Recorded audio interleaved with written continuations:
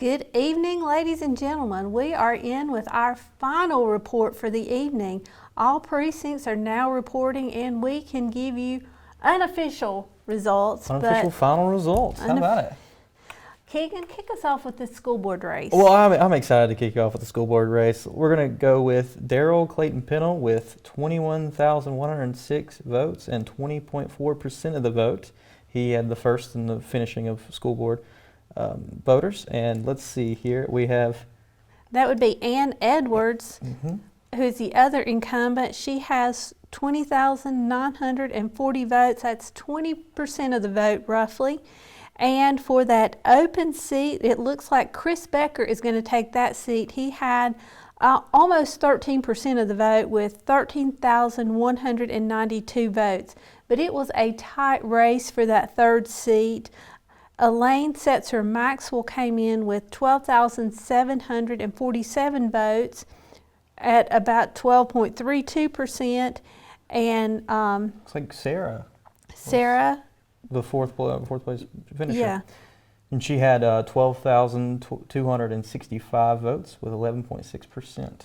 So that was a close race. Again, the top three finishers for the school board: Daryl Pennell, the incumbent, current chair of the school board; Ann Edwards, who's an incumbent; and new to the school board this term will Christopher Becker. How about it? Going to the county Board of County Commissioners, of course. We also have the incumbents winning pretty handily. We have Randy T. Church, Jeff Branch, and Robbie Wilkie, the acting county commissioners, winning re-election. And looks like Sloan, who was the challenger, had only 11% of the vote, while Jeff Branch, who was the highest, had 30% of the vote. And in probably a little known race, another nonpartisan race, Alan Talbert will again keep his seat on the Soil and Water District Board. He had about 84% of the vote. So that's a big chunk. Big chunk of the vote. In the North Carolina House District 87, Destin Hall is going to keep his seat. He had 77% of the vote in that race. In the North Carolina State Senate District 46, we had Warren Daniel win with 75.7% of the vote. Now as we look at some more, well, let's start at the top of the ticket. Well, of course. And tell you nationally, Caldwell County voted heavily in favor of Donald Trump, giving him 75% of the vote here in the county. And can I do this one? Yes, you can. Joseph Robinette Biden won 23% and 10,000 votes in Caldwell County. How about it?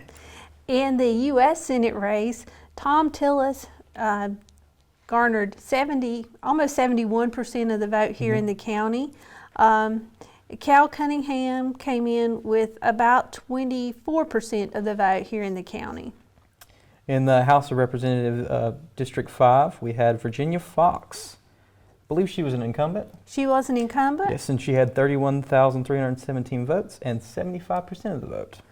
In the race for North Carolina governor, Caldwell County voted in favor of Dan Forrest. 71% of the voters here in the county voted for Forrest, while about 28% of the voters here in the county voted for incumbent Governor Roy Cooper. For Lieutenant Governor, we had Mark Robinson with 31,602 votes and 76% of the vote. And just to let you know, my quick math here, please keep in mind I said my and quick math.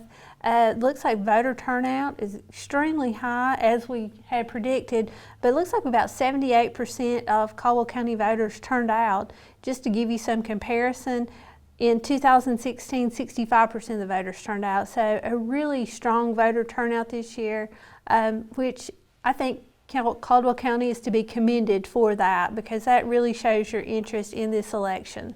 Absolutely. I mean, that's a fantastic voter turnout. And I say pretty good math for a public information there. Pretty good How math about for that, huh? someone PIO, whose page counts, math mathematician. skills are not that strong. But we do want to encourage you to check out all of the election results on our website, caldwellcountync.org/elections. You'll see a tab there to go to for election results. So please check out all the election results on that tab.